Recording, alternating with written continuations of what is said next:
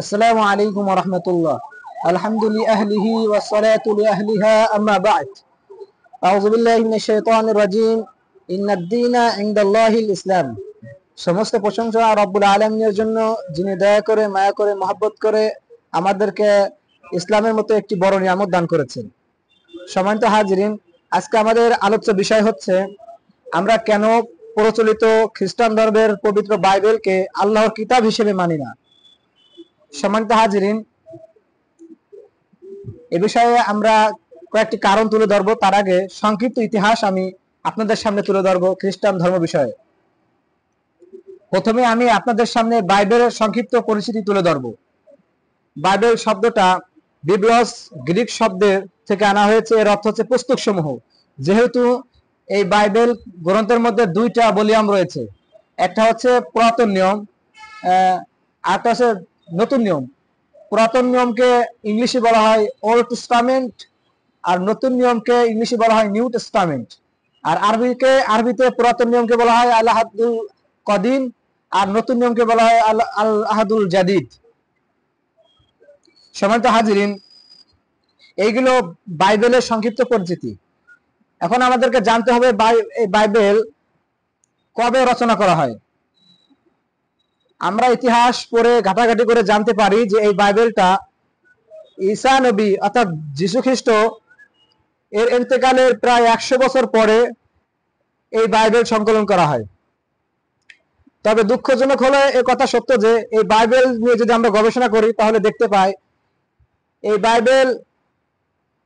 বাইবেলের মধ্যে প্রত্যেক জায়গায় বানোয়াট, মানে নিজেরা বানিয়ে বাইবেল লিখেছে। নবীর কোনো কথাই এই বাইবেলের মধ্যে নেই। এবং এই বাইবেলের মধ্যে নবীদের বিষয়ে যে কটাক্ষ করা হয়েছে, যেমন এই বাইবেলের মধ্যে দুইজন নবীর কথা আমি আপনাদের সামনে তুলে ধরবো। এই বাইবেলের মধ্যে হযরত নূহ আলাইহিস সালাম এবং হযরত লূত আলাইহিস সালামের বিষয়ে তারা জঘন্যতম অপবাদ দিয়েছেন তাদের দুইজনকে। তো সম্মানিত হাজির, এই বিষয়ে আমি কিছুক্ষণ পরে আপনাদের সামনে দলিল আদিলা দিয়ে আমি সাব্যস্ত করব। তার আগে আমরা বুঝতে পারি যে বাইবেল কত খণ্ড, আর বাইবেল কিভাবে আমরা এই ভারতবর্ষে আসছে। সংক্ষিপ্ত ইতিহাস যে 1757 খ্রিস্টাব্দে যখন মুসলমানরা পলাশী যুদ্ধে খ্রিস্টানদের কাছে পরাজয় বরণ করে, তখন থেকে তারা এই ভারতবর্ষে তাদের মিশনারির কাজ, খ্রিস্ট ধর্মের দাওয়াতের কাজ প্রচার প্রসার করে। তো তারা ধারাবাহিকভাবে তাদের ধর্মগ্রন্থ প্রথমে ছিল ইংলিশে, যার নাম এই যে আমরা দেখতে পাচ্ছি রিভাইজ স্ট্যান্ডার্ড ভার্সন, এটা ইংলিশে। তারপরে আর একটা দেখাচ্ছি, এটা হচ্ছে কিং জেমস ভার্সন। এই দুইটা বাইবেল ইংলিশে লেখা। তো বাংলাদেশের মানুষ যাতে ইংলিশ তেমন বোঝে না, আর এই ইংলিশ দিয়ে তো বাংলাদেশের মানুষদেরকে সহজে ধোঁকা দেওয়া যাবে না, এজন্য পরবর্তী তারা অর্থাৎ পলাশী যুদ্ধের পরে 1809 খ্রিস্টাব্দে তারা এই ইংলিশ বাইবেলের বাংলা গ্রন্থ রচনা করেন। তার নাম দেয় উইলিয়াম কেরি। এটা বিগত 200 বছর যাবত বাংলাদেশে চলে। যখন তারা দেখে যে এইটা দ্বারা যদি বাঙালি মুসলমানদেরকে, শহরমোলা মুসলমানদেরকে আমরা যদি দাওয়াত দেই, তারা সহজে জিনিসটা গ্রহণ করে না, তখন তারা এই উইলিয়াম কেরি এটার নাম পরিবর্তন করে আরেকটা বাংলা গ্রন্থ লেখে, তার নাম দেয় পবিত্র বাইবেল। এই পবিত্র বাইবেল মানে বাইবেলের শুরুতে পবিত্র শব্দ লাগানো হয়েছে। এবং যখন দেখে যে এই পবিত্র বাইবেলও বাংলাদেশের সাধারণ সরল মনা মুসলমান এটা গ্রহণ করে না, তখন তারা ষড়যন্ত্র করে আর এর বদৌলতে আরেকটা কিতাব লেখে, যার নাম তারা দেয় কিতাবুল মুকাদ্দাস। এটা ইসলামিক নাম, কিতাবুল মুকাদ্দাস। এটা ইসলামিক নাম এই কারণে দিয়েছে যে এই কিতাবের মধ্যে তারা ইসলামিক পরিভাষাগুলি ব্যবহার করেছে মুসলমানদেরকে ধোঁকা দেওয়ার জন্য। যেমন এই যে কিতাবুল মুকাদ্দাস, এই নাম থেকে আমরা বুঝতে পারবো মুকাদ্দাস যেহেতু বাইতুল মাকদিস থেকে আনা হয়েছে, এটা আমাদের নিকটে অনেক পছন্দের বিষয়, কারণ আমাদের প্রথম কিতাবের নাম বাইতুল মাকদিস। এই কারণে আমরা মুকাদ্দাস শব্দটা অনেক ভালোবাসি। এই দিক লক্ষ্য করে তারা এই কিতাবের সাথে মুকাদ্দাস শব্দ ব্যবহার করেছে। তবে আমার প্রশ্ন যে প্রধান নাম, যেটা যার প্রধান নাম থাকে, সেই নামটা যদি কেউ পরিবর্তন করে, সেটা কি কেউ সমাজে কেউ মানে নাই? যেমন একজনের নাম ধরেন আলিমুজ্জামান, এই শব্দের নাম হচ্ছে জামানার আলেম।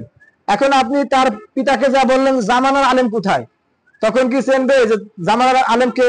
কিন্তু তার ছেলের নাম তো আলিমুজ্জামান। আলিমুজ্জামান শব্দ তো জামানার আলেম। ততরূপ যে তার ওই নামের অর্থ বললে কেউ বুঝবে না, তাহলে আমাদেরকে মূল নামই বলতে হবে। যেমনটা কুরআনুল কারীমের ক্ষেত্রে আমরা যত তাফসীর লিখি, কিন্তু তার নাম কিন্তু কুরআনুল কারীম দেওয়া হয়। এবং হিন্দু ধর্মের যে কিতাবগুলি আছে তাদের মেন কিতাবের নামই কিন্তু রয়ে যায়, তারা কিন্তু পরবর্তীতে পরিবর্তন করে না।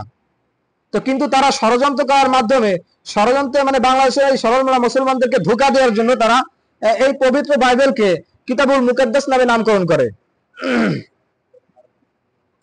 এইগুলো বাইবেলের সংক্ষিপ্ত ইতিহাস। এখন আমরা কেন এই প্রচলিত বাইবেলকে আল্লাহর গ্রন্থ হিসেবে আমরা মানি না? এর কারণ হলো এই বাইবেল তো আল্লাহর গ্রন্থ, কিতাবই না। কারণ এই বাইবেলের মধ্যে সমস্ত বিষয় পরিবর্তন করা হয়েছে, আল্লাহর কোনো কথাই এই বাইবেলের মধ্যে নাই। কারণ আমরা গবেষণা করে বুঝতে পারি যে বাইবেলের দুটো অংশ, প্রথম অংশ পুরাতন নিয়ম আর দ্বিতীয় অংশ হচ্ছে নতুন নিয়ম। নতুন নিয়মের হচ্ছে 27 পুস্তক। এই 27 পুস্তকের প্রথম 4টা হচ্ছে ইনজিল শরীফ। এই 4টা ইনজিলের 4জন লেখক, একজন হচ্ছে লুক, দ্বিতীয় হচ্ছে মতি, তৃতীয় নম্বর হচ্ছে যোহন, 4 নম্বর হচ্ছে মার্ক। এই 4 জনে এই 4টা ইনজিল লেখে। আমরা এর থেকে বুঝতে পারি যে এদের এই 4 জনের লেখা ইনজিল, এটা আল্লাহ প্রদত্ত কোনো ইনজিল নয়। সুতরাং এর থেকে প্রতীয়মান হয় যে এটা আল্লাহর কিতাব হতে পারে না। এর জন্য আমরা বাইবেলকে আল্লাহর পবিত্র কিতাব হিসেবে মানি না, কারণ এটা আল্লাহর কিতাবই না। তো আর দ্বিতীয় কারণ হচ্ছে এই বাইবেলকে আমরা কেন কিভাবে আল্লাহর কিতাব হিসেবে মানবো? কারণ এই বাইবেলের মধ্যে অসংখ্য ভুল রয়েছে। তার মধ্যে অত ভুলের তো মিসাল দিতে গেলে আমাদের সময় সংক্ষিপ্ত, সময়ের সাথে পারা যাবে না। আমি সংক্ষিপ্ত একটা উদাহরণ দিলে আপনারা বুঝবেন যে এই বাইবেলের মধ্যে, পবিত্র বাইবেলের মধ্যে কত ভুল। এই বাইবেলের মধ্যে প্রথম পুস্তক, যার নাম হচ্ছে আদি পুস্তক, এই আদি পুস্তকের 9 নম্বর অধ্যায় 21 নম্বর পদে বলা হয়েছে যে তারা নবীদের বিষয়ে বলেছেন যে নবীরা হচ্ছে জিনাকার। তা এমন একটা খারাপ অপবাদ নবীদের বিষয়ে দিয়েছে যে এ বিষয় বলতে গেলে আমাদের ইসলাম ধর্মের নবীদের বিষয়ে আমরা আমাদের ইমানের যে আরকানগুলি রয়েছে তার মধ্যে একটা রোকন হচ্ছে ইমান, প্রত্যেক নবীদের উপরে ইমান আনা। এটা আমাদের ইমানের রোকন সময়ের মধ্যে একটা। এবং প্রত্যেক নবীদের উপরে যে সমস্ত কিতাব নাজিল হয়েছে এগুলোকে বিশ্বাস করা, এটা হচ্ছে আমাদের ইসলাম ধর্মে নবীদের উপরে বিশ্বাস এবং ভালোবাসা। এবং সমস্ত নবী যে মাসুম, এ বিষয়ে কোরআনের অসংখ্য জায়গায় বলা হয়েছে। এটা হচ্ছে ইসলাম ধর্মের আকীদা। কিন্তু দেখেন তাদের আকীদা কি? কারণ তাদের আকীদা তো এভাবে খারাপ থাকবেই, কারণ তাদের ধর্ম তো আসল ধর্ম নয়, এটা বানোয়াট ধর্ম। দেখেন তারা তাদের ধর্মের কিতাবের মধ্যে নবীদের বিষয়ে কি জঘন্যতম অপবাদ দিয়েছেন যে হযরত লূত আলাইহিস সালাম নাকি তার মেয়ের সাথে জিনা করেছে, মদ খেয়ে তার মেয়ের সাথে নাকি জিনা করেছে। এবং হযরত নূহ আলাইহিস সালাম নাকি মদ খেয়ে উলঙ্গ অবস্থায় ঘরের মধ্যে শুয়েছিল। এটা আমি বানিয়ে বলছি না, এটা তাদের এই কিতাবুল মুকাদ্দাস গ্রন্থের মধ্যে রয়েছে এবং পবিত্র বাইবেলের মধ্যে রয়েছে। আমি একটা করে উদ্ধৃতি দিচ্ছি, আপনারা যদি বিশ্বাস না করেন তাহলে পরবর্তীতে দেখে নিতে পারেন। এই যে পবিত্র বাইবেলের আদি পুস্তকের 9 নম্বর অধ্যায় 21 নম্বর পদে বলা হয়েছে হযরত নূহ আলাইহিস সালাম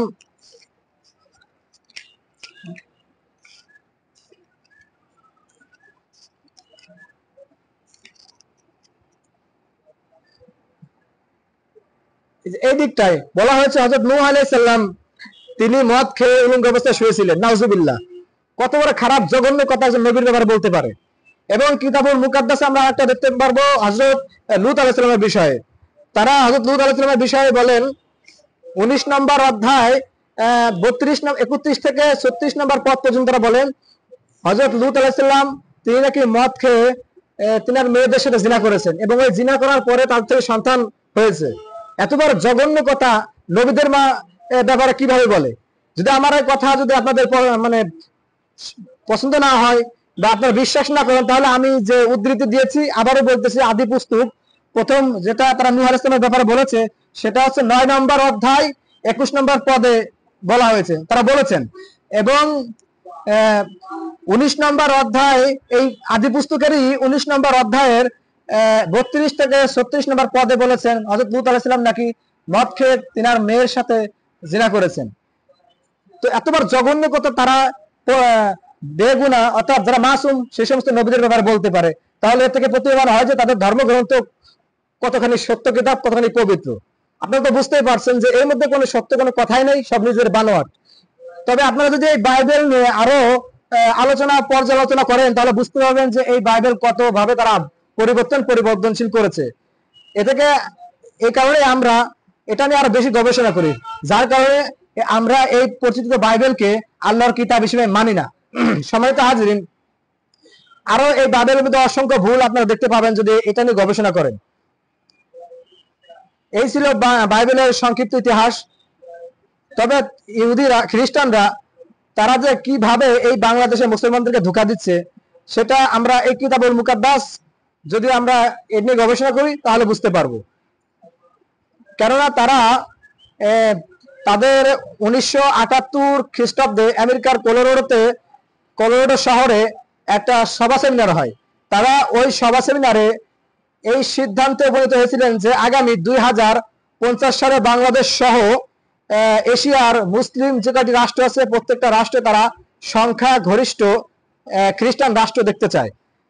তো এই লক্ষ্যে তারা কিন্তু দাওয়াতের কার্যক্রম চালিয়ে যাচ্ছে। আমরা বিগত 10 বছরের ইতিহাসে জানতে পারি যে প্রথমে 10 লক্ষের মতো খ্রিস্টান এই বাংলাদেশে ছিল। এখন আমরা জানতে পারি 10 বছর পরে এসে যে প্রায় 60 লক্ষ খ্রিস্টানের সংখ্যা দাঁড়িয়েছে। কারণ কি, কিভাবে এইগুলি বাড়লো? তারা আসলে দেখি তারা তাদের এই মিথ্যা ধর্ম প্রচার করতে গিয়ে, বানোয়ার ধর্ম প্রচার করতে গিয়ে নিজের অর্থ খরচ করে সেই অস্ট্রেলিয়া থেকে, আমেরিকা থেকে বাংলাদেশে এসে গরিবানা জিন্দেগি পার করে তারা এই দাওয়াতের কার্যক্রম চালিয়ে যাচ্ছে। পক্ষান্তরে আমরা মুসলিম ধর্ম, এটা সত্য ধর্ম, এটার ব্যাপারে আল্লাহ তাআলা নিজেই সার্টিফিকেট দিয়েছেন। রব্বুল আলামিন বলেন, ইন্না দীনা ইনদাল্লাহিল ইসলাম, আমি আল্লাহর নিকটে মনোনীত ধর্ম হলো ইসলাম। পৃথিবীর মধ্যে অসংখ্য ধর্ম রয়েছে, যেগুলি বিষয়ে আল্লাহ তাআলা কোনো সুসংবাদ বা খবর দেননি। আল্লাহ তাআলার কাছে ওই সমস্ত ধর্ম পছন্দনীয় না।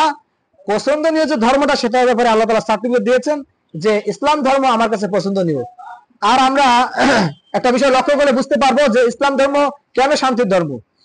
আপনারা হিন্দু ধর্মের দিকে তাকান, তারা এই যে ভারতবর্ষের সংখ্যা লঘু মুসলমানদের উপর তারা যে নির্যাতন চালাচ্ছে, নির্যাতনের স্টিম রুলার তাদের উপর চালাচ্ছে। এবং খ্রিস্টানদের দিকে তাকান, তারা কিভাবে মুসলমানদের উপরে নির্যাতনের স্টিম রুলার চালাচ্ছেন। তো পক্ষান্তরে মুসলিম রাষ্ট্রগুলির দিকে তাকান, আফগানিস্তান সহ বাংলাদেশ, আরো যত মুসলিম রাষ্ট্র আছে, এগুলি থেকে কি কোনো মুসলমান, কোনো ইহুদি বা হিন্দুদেরকে কি কষ্ট দেয়? কষ্ট দেয় না। এ থেকে আমরা প্রতীয়মান হই যে ইসলাম ধর্ম ছাড়া কোনো ধর্মের মধ্যে শান্তি পাওয়া যায় না, কারণ ইসলাম ধর্ম তো সত্য ধর্ম। তো আমার আখিরি দাওয়া থাকবে, সম্মানিত ভাইরা, হিন্দু এবং খ্রিস্টান ভাইরা, আপনারা চিন্তা করুন, গবেষণা করুন, ফিকির করুন এবং ইসলামের সায়াতলে আসার চেষ্টা করুন। ইসলাম সত্য ধর্ম, চিরস্থায়ী সুখের ঠিকানা। যদি ইসলাম মতো আমরা জীবন যাপন পরিচালনা করতে পারি, পরকালে আমাদের জন্য রয়েছে স্বর্গ, অর্থাৎ শান্তির ঠিকানা জান্নাত। আমরা যদি জান্নাতে যেতে যাই, ইসলামের বিকল্প কোনো পথ নেই। এজন্য সর্বদাই দোয়া করা এবং আল্লাহর কাছে দোয়া করার চেষ্টা করা এবং ইসলামের দিকে আসার নিয়ত করা। আল্লাহ তাআলা আমাদের সবাইকে কবুল করুন। সকলে বলে আমিন। ওয়া আখিরু দাওয়ানা আলহামদুলিল্লাহি রাব্বিল আলামিন।